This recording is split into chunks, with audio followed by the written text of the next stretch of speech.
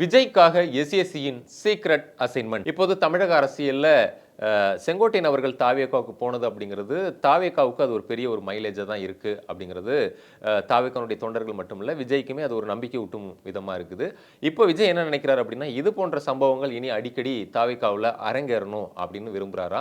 இந்த நிலையில தான் விஜய் அவர்களுடைய தந்தை எஸ்ஏசி அவர்கள் இதற்காக சில வேலைகளை திரைமறைவுல செய்ய ஆரம்பிச்சிருக்காரு அப்படின்னு சொல்றாங்க. அதாவது மாற்றுக் கட்சிகள்ல இருக்கக்கூடிய அதாவது மாற்றுக் கட்சிகள் அதிருப்தியில் இருக்கக்கூடிய விஐபிகளை தாவேகா பக்கம் எடுக்கிற வேலைகளை தொடங்கியிருக்காரு. அதுக்கு அவர் ஒரு புது டெக்னிக்கையும் யூஸ் பண்றாராம்.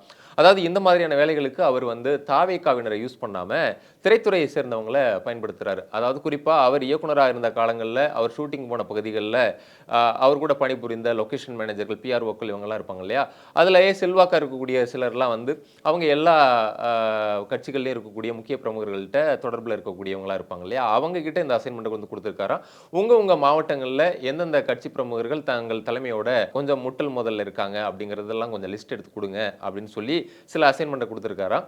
அப்படி அவங்க கொடுக்குற சில லிஸ்ட்லாம் வாங்கி பார்த்துட்டு சில பேரை டிக் அடிச்சா எஸ்ஏசி அவர்கள் அவரே வாட்ஸ்அப்பில் கால் பண்ணியும் சில முக்கிய புள்ளிகளுக்கு பேசுகிறாரா.